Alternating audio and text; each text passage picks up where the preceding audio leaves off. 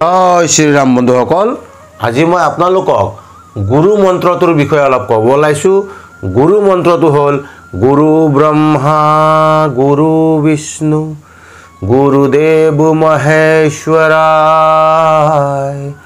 গুৰু সাক্ষাৎ পৰম ব্ৰহ্ম তস্মৈ শ্ৰী গুৰুৱে নমঃ।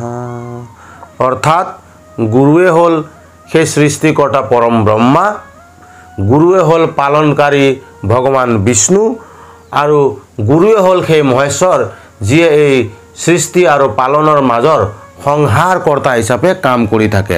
আকৌ গুৰুৱেই হ'ল পৰম ব্ৰহ্ম, অৰ্থাৎ যি পৰম ব্ৰহ্মই এই ত্ৰিদেৱক ব্ৰহ্মা বিষ্ণু মহেশক সৃষ্টি কৰি এই সমগ্ৰ ব্ৰহ্মাণ্ডখন সৃষ্টিখন চলাই যোৱাৰ গুৰু দায়িত্বভাৰ দিছিল। ঠিক তেনেকৈ আমাৰ মানৱ জীৱনতো এই জীৱন যাত্ৰা পথত গুৰুৱে আমাক পথ প্ৰদৰ্শকক কাম কৰিব আৰু আমাৰ জীৱন যাত্ৰা চলাই নিয়াত তেওঁ সহায় কৰিব।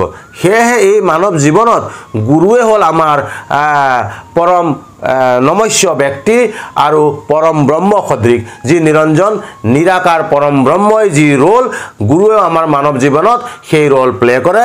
সেয়েহে গুৰুক আমি সদায় ভক্তি সেৱা শুশ্ৰূষা কৰিব লাগে আৰু নমন কৰিব লাগে। বন্ধুসকল, এতিয়া বুজি পালেনে গুৰু মন্ত্ৰটোৰ মূল কথাখিনি?